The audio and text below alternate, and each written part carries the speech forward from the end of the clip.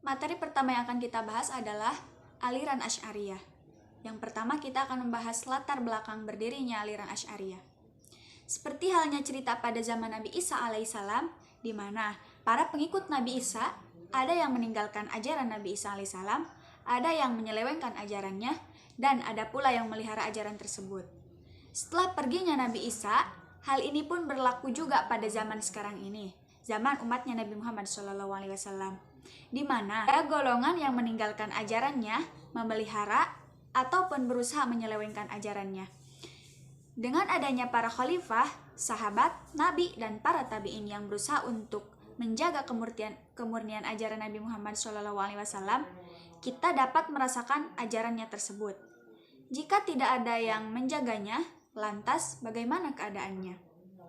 Hal ini seperti kisah dan pemahaman mengenai beberapa aliran atau madhab yang berusaha untuk menjaga kemurnian ajaran Nabi Muhammad SAW, yaitu madhab Asy'ariyah dan Maturidiyah, yang lahir karena merasakan adanya fitnah dan penyelewengan terhadap ajaran yang dibawa oleh Nabi Muhammad SAW. Sebelum adanya madhab Asy'ariyah dan Maturidiyah, umat Nabi Muhammad biasa disebut dengan nama Ahlus Sunnah wal Jamaah. Namun, setelah adanya madhab Asy'ariyah dan Maturidiyah, maka Ahlus Sunnah wal Jamaah berarti yang menghususkan madhab-madhab. Asy'ariyah lahir sekitar akhir abad ketiga, yang dibentuk oleh Abu Hasan Ali bin Ismail al-Asy'ari, di mana nama Asy'ariyah diambil dari nama tersebut. Pada awalnya, Abu Hasan al-Asy'ari belajar mengenai madhab Syafi'i di Baghdad, tepatnya di Masjid Al-Mansur, yang memiliki seorang guru bernama Abu Ishaq al-Marwazi. Selain itu, ia juga belajar mengenai ilmu kalam pada Al-Jubai yang merupakan ketua dari kaum Mu'tazilah tersebut. Hal inilah yang menurut beberapa sumber menyebabkan Abu Hasan al-Asy'ari yang pada awalnya pengikut Mu'tazilah, karena perbedaan pendapat yang menyebabkan banyak perdebatan antara Asy'ariyah dan Al-Jubai, menyebabkan ia mundur dari Mu'tazilah. Hal ini dapat dilihat dari pengumumannya yang ia buat saat setelah sholat Jumat di Masjid Basroh. Dalam pengumumannya, ia mengatakan mundur dari Mu'tazilah dan menolak pemikiran Aristoteles. Mu'tazilah, Murji'ah, Jamaiyah, Jabariyah, dan Qadariyah, serta memegang teguh Al-Quran, As-Sunnah, Nabi, dan pendapat para sahabat serta tabi'in. Materi selanjutnya kita akan membahas tentang pemikiran aliran Asy'ariyah. Yang pertama mengenai sifat-sifat Tuhan. Pemahaman aliran Asy'ariyah berpendapat bahwa Allah itu sesuai dengan apa yang dikatakan dalam Al-Quran, yaitu Allah bersifat hidup, memiliki kekuasaan, mengetahui segala hal, memiliki kehendak, dapat melihat, dapat mendengar, dan dapat berbicara. Namun, sifat-sifat Allah tersebut tidak bisa kita artikan secara terjemahan kamus, karena Allah memiliki hakikatnya tersendiri dan tak dapat disamakan dengan makhluknya, termasuk manusia. Yang kedua mengenai melihat Allah. Berbeda dengan pemikiran aliran Az-Zahiriyah yang mengatakan bahwa Allah itu dapat dilihat di akhirat dan duduk di atas ars.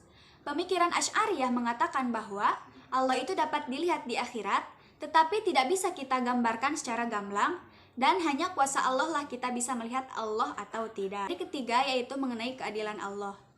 Mu'tazilah dan Asy'ariyah berpendapat sama mengenai keadilan Allah, akan tetapi dalam maknainya berbeda. Mu'tazilah berpendapat bahwa Allah itu adil. Jika ada seseorang yang berbuat dosa, maka Allah akan menyiksanya, dan jika ada seseorang yang berbuat kebaikan, maka Allah akan memberikan pahala terhadapnya. Sedangkan pemikiran Asy'ariyah berpendapat bahwa Allah dapat melakukan apa saja yang dikehendakinya. Allah tidak bisa dianggap adil atau tidak adil karena bahwasanya istilah tersebut hanya digunakan sesuai hukum, sedangkan Allah tidak memiliki hukum tertentu. Jadi, apapun yang Allah kehendaki merupakan wujud dan keadilan Allah. Yang keempat mengenai Al-Quran. Berdasarkan pendapat Mu'tazilah, Al-Quran merupakan makhluk yang diciptakan sehingga bukan dari masa lampau atau tidak qadim.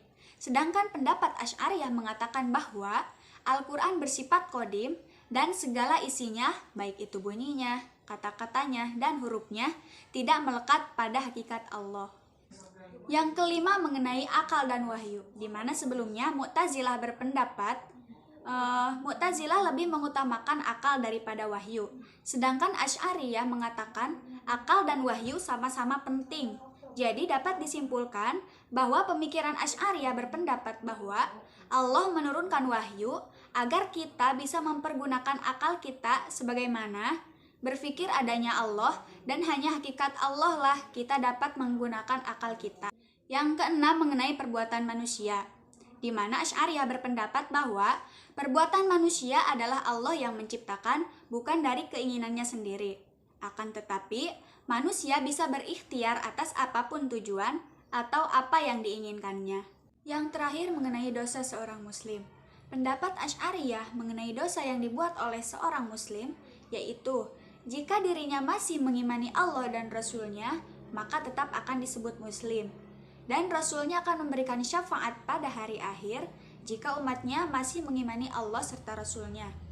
Jika seorang melakukan dosa besar, maka itu kehendak Allah, apapun keputusannya. Selanjutnya, lahirnya pemikiran Maturidiyah.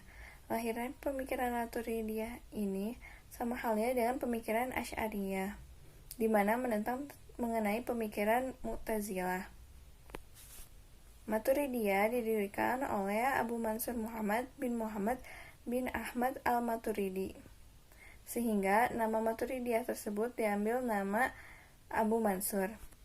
Abu Mansur lahir di Samarkand, Maturidi, dan merupakan salah satu pengikut mazhab Hanafi. Selanjutnya ada pemikiran menurut Maturidiyah. Yang pertama yaitu akal dan wahyu. Menurut Maturidiyah, akal digunakan untuk mengetahui Allah, dan wahyu pun yang Allah ciptakan digunakan untuk mengetahui tentang Allah. Yang kedua, ada perbuatan manusia. Menurut Maturidiyah, perbuatan manusia itu dilakukan oleh manusia itu sendiri dan untuk menjalankan hakikat Allah. Yang ketiga, ada sifat-sifat Allah. Menurut Maturidiyah, Allah itu tidak memiliki badan. Meski di dalam Al-Quran diberitahu bahwa Allah itu memiliki tangan, wajah, dan mata, akan tetapi Allah tidak dapat disamakan dengan makhluknya, termasuk manusia. Menurut pandangan Maturidiyah, kita dapat melihat Allah dengan mata kita sendiri, akan tetapi kita tidak dapat melihat zatnya Allah. Yang kelima, ada kalam Allah. Kalam Allah itu terdiri dan perkataan. Allah tidak menyampaikannya secara langsung, tetapi melalui perantara, seperti kepada Nabi. Aliran-aliran Maturidiyah. Yang pertama, Samarkand merupakan pemikiran dari golongan Mu'tazilah dan merupakan pengikut dari Abu Mansur al-Maturidi itu sendiri. Dan yang kedua ada Bukhara, merupakan pengikut Al-Badawi yang lebih cenderung ke pemikiran Asy'ariyah. Ada 3 tokoh Maturidiyah. Yang pertama Abu Mansur al-Maturidi, yang kedua Abu Hanifah, yang ketiga Abu al-Yurs al-Badawi. Ada perbedaan antara Asy'ariyah dan Maturidiyah. Yang pertama, Asy'ariyah yaitu waktu yang menentukan akal. Yang kedua, keimanan gak hanya dilakukan dengan iman saja, tapi juga Islam. Yang ketiga, perbuatan manusia, Allah lah yang menciptakan. Sedangkan di pemahaman Maturidiyah, yaitu ada 1, kewajiban dapat diketahui dari akal dan dibantu dengan wahyu. Yang kedua, keimanan tidak dapat dikatakan secara lisan. Dan yang ketiga, perbuatan manusia merupakan keinginan dari manusia itu sendiri.